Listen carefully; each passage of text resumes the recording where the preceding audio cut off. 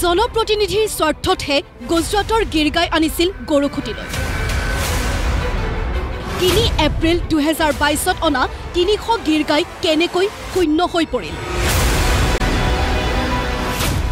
সঁচাই মৃত্যু হলনে 56 জনী গিৰগাই গুজৰাটৰ সুস্থ সবল গিৰগাই কিয় অসুস্থ হৈ মৃত্যু হল গৰুখুটিত কিয় 154 জনী গিৰগাই ঘূৰাই পঠিয়ালে গুজৰাটলৈ স্বাৰ্থ সিদ্ধি হল কাৰ লাভ হল কাৰ 300 গিৰগাই কেনেকৈ শূন্য হল গৰুখুটিত 300 বিয়োগ 90 বিয়োগ 154 বিয়োগ 56 সমান 0 এই অংকই ফাদিল কৰিছে বহু ৰহস্য বিষয়টো ভয়ংকৰ আৰু বিশ্লেষণৰ যোগ্য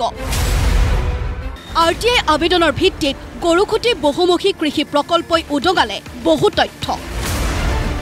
কিন্তু জনপ্ৰতিনিধিৰ তালিকাত কোন এই তিনিজন ব্যক্তি বাবুল নাথ নীৰজ বৰা মুকুতা ডেকা কেনে ধৰণৰ জনপ্ৰতিনিধি তিনি ব্যক্তিয়ে কেনেকৈ কাৰ বাবে ক্ৰয় কৰিছিল গৰুখুটিৰ 52 জনী গিৰগাই কোন বাবুল নাথ কোন নীৰজ বৰা গোমাতাৰ কথা কোৱা বিজেপি নেতাৰ স্বভাৱ আৰু চৰিত্ৰ ফাদিল হৈ পৰিছে ৰাজ্যত কৃষি বিপ্লৱৰ সূচনা কৰাৰ স্বাৰ্থত স্থাপন কৰা গৰুখুটি প্ৰকল্পৰ নামত গুজৰাটৰ পৰা ক্ৰয় কৰা হৈছিল 300 গিৰগাই 90 জনী গিৰগাই বিক্ৰী কৰা হৈছিল জনপ্ৰতিনিধিৰ মাজত নিৰ্ধাৰণ কৰা হৈছিল প্ৰতিজনী গৰুৰ দাম ৬৬,০০০ৰ বিনিময়ত গিৰগাই কিনিছিল জনপ্ৰতিনিধিয়ে জনপ্ৰতিনিধিৰ তালিকাত আছিল কমলপুৰৰ বিধায়ক দিগন্ত কলিতা ক্ৰয় কৰিছিল 2 জনী গিৰগাই NDDBৰ তথ্যমতে ৬৬,০০০কৈ 1,32,০০০ টকা কিন্তু গৰুখুটি বহুমুখী কৃষি প্ৰকল্পৰ মতে 89,০০০কৈ 1,78,০০০ টকা কোনটো সঁচা তথ্য দুটা টকাৰ পৰিমাণত আছে পাৰ্থক্য এইখন দিগন্ত কলিতাক গৰুখুটি প্ৰকল্পই দিয়াৰ ৰচিদ তাৰিখ 3 এপ্ৰিল 2022 বিষয়টো ফাদিল কৰি প্ৰতিদিন টাইমৰ মুখ্য সম্পাদক নিতুমণি শইকীয়াৰ প্ৰতিক্ৰিয়া এইখন হৈছে গৰুখুটি প্ৰকল্পৰ কৃষি প্ৰকল্পৰ পৰা দিগন্ত কলিতাক দিয়া ৰিচিভ দিগন্ত কলিতাই লোৱা 2 জনী গাই বাবদ তাত দিয়া ৰিচিভ ইয়াত চাওক এতিয়া ইয়াত লিখা আছে এজনী গৰুৰ বাবদ 89,000 আৰু তেওঁ পেমেন্ট কৰিছিলে 1,78,000 টকা কথাটো হল কোনে মিছা মাতিছে এতিয়া এখন গুটেখন ভেকু ভাওনা চলিছে নেকি তাৰমানে ইয়াত কৈছে তেওঁলোকে 66,000 কে পাৰ গৰুক দিছে বুলি আৰু দিগন্ত কলিতাকো ৬৬,০০০ টকাত 2 জনী গৰু 1,32,০০০ দিয়া বুলি দেখুৱাইছে এইখন কাগজত এখনটো অফিচিয়েল কাগজ আৰু এখন ৰিচিভ দিগন্ত কলিতাক দিয়া এই ৰিচিভত আছে 89,000 পাৰ গৰু আৰু ইয়াত দিছে 1,78,000 টকা এখন কি তাৰমানে এখনটো একে গৰুখুটি বহুমুখী কৃষি প্ৰকল্পৰ ৰিচিভ হয় এটো দিগন্ত কলিতাক দিয়া ৰিচিভ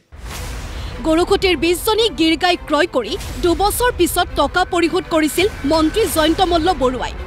একেদৰে গিৰগাই ক্ৰয় কৰা বাবুল নাথ আৰু নীৰজ বৰাই পৰিশোধ কৰিছিল প্ৰায় 18 মাহৰ পিছত 2 জনী গিৰগাই ক্ৰয় কৰি কিয় ঘূৰাই দিবলৈ বাধ্য হৈছিল মঙলদৈ সাংসদ দিলীপ শইকীয়াৰ মুখেৰে শুনক গিৰগাইৰ কাহিনী ৰঙিয়াৰ পৰা গৰু কেনেকৈ ক'ত গ'ল সেইবিলাক তথ্য তেওঁলোকে দিব কিন্তু মই গৰুখুটিৰ পৰা 2টা গৰু 8 মাহ পিছত লৈ গৈছোঁ যে তাত যেতিয়া গৰু পোৱালি বহুত হৈ গ'ল 6-7 মাহত বহুত গাই পোৱালি দিলে তেতিয়া জেগা নাইকিয়া হ'ল সেই সময়ত তেতিয়া মই 2টা গৰু লৈ গৈছোঁ পে'মেণ্ট কৰি আৰু যোৱা আজি 3 মাহ আগত মোৰ একাউণ্টত ট্ৰান্সফাৰ হৈছে 1 লাখ টকা গৰু ঘূৰাই দিলোঁ 1 মাহ পিছত কাৰণ সেই গিৰগাই মই ৰাখিব নোৱাৰোঁ তাৰ কাৰণে মানুহ লাগে তাৰ কাৰণে বহুত ব্যৱস্থা লাগে মোৰ 22,000 টকা খৰচ হৈছে 1 মাহৰ ভিতৰত মই 2,000 টকাৰ মাত্ৰ গাখীৰ বিক্ৰী কৰিছোঁ প্ৰকৃততে গুজৰাটৰ গিৰগাই আনি কি কৰিব বিচাৰিছিল গৰুখুটি প্ৰকল্পই অধ্যক্ষ বিধায়ক পদ্ম হাজৰিকাক উদ্দেশ্যি প্ৰতিদিন টাইমৰ মুখ্য সম্পাদক নিতুমণি শইকীয়াৰ আহ্বান পদ্ম হাজৰিকাই মই ভাবো এইটো কথা স্পষ্ট কৰা উচিত এতিয়া যে সঁচাকৈ এইটো কেতিয়া এইটো সিদ্ধান্ত লোৱা হৈছিল অসম চৰকাৰে তো কতো কেবিনেটত এনেকুৱা সিদ্ধান্ত লোৱা বুলি কেতিয়াও কোৱা নাছিল কোনো নিবিদা হোৱা নাছিল এই সিদ্ধান্তটো ক'ত লোৱা হৈছিল কেতিয়া লোৱা হৈছিল আৰু কেনেকৈ এই ভাগ বতৰাটো কৰা হৈছিল আৰু জনপ্ৰতিনিধি বুলি কোৱা এই নীৰজ বৰা বাবুল নাথ আৰু মুকুতা ডেকা এওঁলোকক কেনেকৈ দিয়া হ'ল এওঁলোকতো কোনো জনপ্ৰতিনিধি নহয় এওঁলোকক কেনেকৈ দিলে হ'লে তাৰমানে কি যেনেকৈ ছাবচিডি লোৱাৰ সময়ত গোটেই সোপা বিজেপিৰ সাংগু পাংগু পৰিয়াল মানে পত্নীয়ে যেনেকৈ পালে এই গীৰ গাইখিনিও অকল বিজেপিৰ মন্ত্ৰী বিধায়কৰ মাজতেই কাৰোবাৰ বেনামত ভাগ বতৰা হ'ল নেকি এই কথাখিনি কিন্তু পদ্ম হাজৰিকা ডাঙৰীয়াই স্পষ্ট কৰাটো খুব প্ৰয়োজন বুলি মই ভাবিছোঁ 2022 চনত গুজৰাটৰ গীৰ গাই কেনেকৈ শূন্য হ'ল গৰুখুটিত সম্পূৰ্ণ কাহিনী শুনক গৰুখুটি প্ৰকল্পৰ নডেল অফিচাৰ ডক্টৰ যোগব্ৰত নাথৰ মুখেৰে এপ্ৰিলৰ 3 তাৰিখে ৰঙিয়া ষ্টেচনলৈকে 300 গৰু আহিব বুলি আমি গম পাইছোঁ আৰু জিলা প্ৰশাসনৰ সহযোগত সেই 300 গৰু কিমানখিনি গৰু আমি ৰাখিম সেইটো আসলতে সেই সময়ত এটা বিষয় এটা আছিল যে আমাৰ তেতিয়া ইনফ্ৰাষ্ট্ৰাকচাৰ নাছিল তেতিয়া আমাৰ সন্মানীয় অধ্যক্ষ মহোদয়ে মুখ্যমন্ত্ৰী ছাৰৰ লগত আলোচনা কৰি আমাক ক'লে যে কিছুমান জনপ্ৰতিনিধিয়ে গৰু লৈ যাব তেওঁলোকৰ লৈকে আৰু তাৰ পৰা যিকেইটা গৰু বাচিব সেইকেইটা গৰু ইয়ালৈকে লৈ আহিলে আমাক কৈছিল যে 150 মান গৰু থাকিলে আমাৰ আসলতে পালিবলৈ ভাল হ'ব কিন্তু 90টা গৰু তাৰ পৰা লৈ যোৱা গ'ল আৰু এই 90টা গৰুৰ যি দাম সেই দামটো NDDBক তেখেতসকলে নিজাববীয়াকৈ দিয়া বুলি আমি পৰৱৰ্তী সময়ত গম পাওঁ আৰু সেই ৰেকৰ্ডটো আমাৰ লগতো আছে আৰু বাকি যি 210টা গৰু ইয়ালৈকে লৈ অহা হ'ল তেওঁলোকৰ হেলথ পৰীক্ষা কৰাৰ পিছত দেখা গ'ল যে নিবিদা অনুযায়ী যি ধৰণে তেওঁলোকে গৰু দিব লাগিছিল সেয়া গৰু দিয়া নাই আমি অসন্তুষ্ট হৈছোঁ আৰু সেই কথাটো আমি আমাৰ কৰ্তৃপক্ষক আমি যেতিয়া জনাইছোঁ আমাৰ পদ্ম হাজৰিকা ছাৰৰ নেতৃত্বত সেইটো বিষয়ে এটা বিশেষ তদন্ত হ'ল যে গৰুবিলাকৰ স্বাস্থ্য আসলতে কিয় বেয়া মহামাৰীৰ ৰোগ লৈ ইয়াতে গৰু যেতিয়া আহিছে তেতিয়া সেই গৰুখিনি আমি ঘূৰাই দিয়াৰ সিদ্ধান্ত ল'লোঁ আৰু সেই সময়ত গৰু ঘূৰাই দিবৰ কাৰণে আমাৰ ওচৰত যিবিলাক মেডিকেল ডকুমেণ্টছ লাগিব তাৰ কাৰণে আমি গৰুৰ তেজৰ পৰীক্ষা গৰুৰ মৃত গৰুৰ অৰ্গেন পৰীক্ষা এইবিলাক কৰাৰ পিছত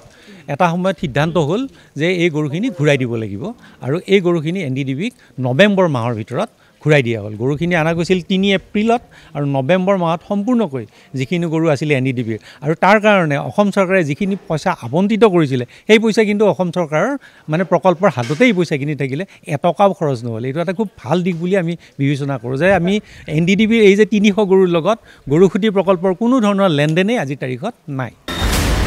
পূৰ্বে উল্লেখ কৰা অংকটোৰ ভিত্তিত গৰুখুটি প্ৰকল্পৰ অধ্যক্ষকে ধৰি অসম চৰকাৰলৈ প্ৰশ্ন কিয় গীৰ গাই 7 মাহৰ পিছতে ঘূৰাই পঠোৱা হ'ল